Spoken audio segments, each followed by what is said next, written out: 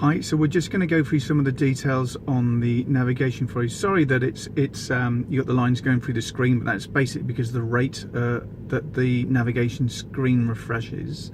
As you can see, there's no scratches on it in any shape or form. What you were looking at was pretty much where it was cleaned. Just going to go through some of the details of the car for you very quickly. We can now go to things like vehicle information, so you can look at the servicing data. The BMWs are LCI, so that's life cycle interface. The car will essentially tell you what servicing it needs as and when. So if we go to service required, all these items are green.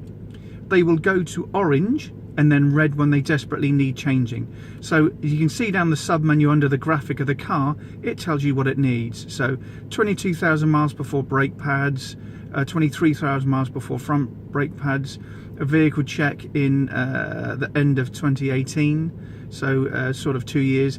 They're long life interval cars, so you may not need to get the car serviced for 2 years, depending on what you need and how you drive. So if you don't use the car very often, if it's a weekend car, they're cheap to run. Things like engine oil, it's saying it's got about 4,100 miles, or towards the middle or the end of the year, depending on how you drive.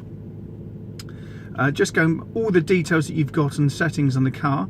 The little back button is just there that you press to change the sub menu there, and that's where you can then push that over to the side like this, and that would change you to different menus like this. So what we're going to do is, again, in settings, you've got settings as well, and it's quite easy to set up the M drive there, which is this button here. And when you press that, you can program the car to be a monster or a pussycat. So if we press that one now, you will see that's on screen.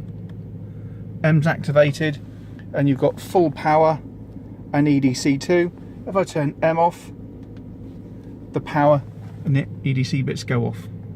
But yes, just so you can see the screen from different angles, there are no scratches on that. Simply, it was just when the car was cleaned, there was a little bit of a wipe from the cloth.